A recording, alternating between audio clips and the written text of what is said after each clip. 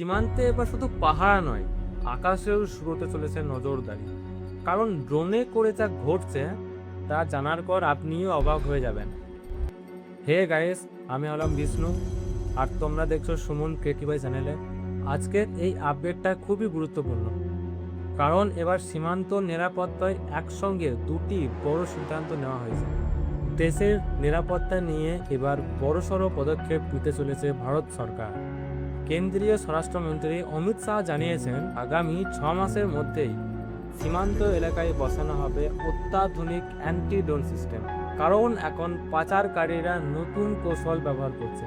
আগে সীমান্ত দিয়ে গোপনে পাচার করা হতো, আর এখন সেই কাজই ব্যবহার করা হচ্ছে ড্রোন। রাতের অন্ধকারের আকাশে মাদক এবং অস্ত্র এছাড়াও অবৈধ জিনিসপত্র পাঠানোর চেষ্টা করা হচ্ছে। আর এই ধরনেই সরকার এমন প্রযুক্তি আনছে যা আকাশে থাকা সন্দেহজনক ড্রোনকে শনাক্ত করতে পারবে, তার সিগন্যাল ব্লক করতে পারবে, এমনকি সঙ্গে সঙ্গে সেটিকে নিষ্ক্রিয় করতে পারবে। তবে বিষয়টা এখানেই শেষ নয়। তবে পশ্চিমবঙ্গের সীমান্ত নিরাপত্তা নিয়েও বড় সিদ্ধান্তের কথা সামনে আসছে। সীমান্ত এলাকায় আরও শক্তিশালী প্রাচীর বা ফেন্সিং তৈরির পরিকল্পনা নেওয়া হয়েছে। জানা যাচ্ছে আগামী ৪৫ দিনের মধ্যে জমি কেনার প্রক্রিয়া শেষ করে কাজ শুরু করার প্রস্তুতি চলছে।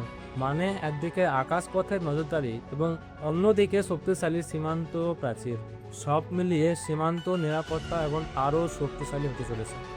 সরকারের লক্ষ্য একটাই, অবৈধ অনুপ্রবেশকারী, মাদক পাচার এবং অস্ত্রশস্ত্র এবং সীমান্ত অপরাধকে বড় মাত্রায় নিয়ন্ত্রণে আনা। এখন দেখার বিষয় এই নতুন প্রযুক্তি এবং কড়া নিরাপত্তা বাস্তবে কতটা কার্যকর হয়। তো গাইস, এই ধরনের গুরুত্বপূর্ণ আপডেট সবার আগে জানতে ভিডিওটিকে লাইক করুন এবং চ্যানেলটিকে সাবস্ক্রাইব করে পাশে থাকুন। কারণ আগামী ভিডিওতে আমি এমন কিছু বড় তথ্য নিয়ে আসছি যেটা হয়তো অনেকেরই অজানা।